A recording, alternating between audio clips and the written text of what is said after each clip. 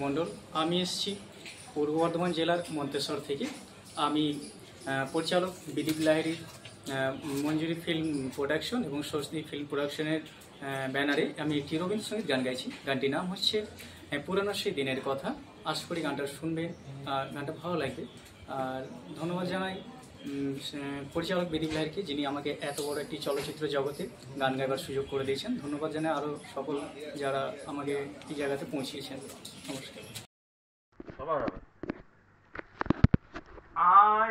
আরে শোনো, তুমি এটা বারবার শোনো, যে কোনো কাজ মানে এটাই শুনতে হবে, কিশোরজি শুনতে হবে।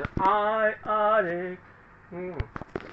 এই এই হচ্ছে ওখানে আছে নোটেশনে, পা পা গা, এই হচ্ছে নোটেশনটা।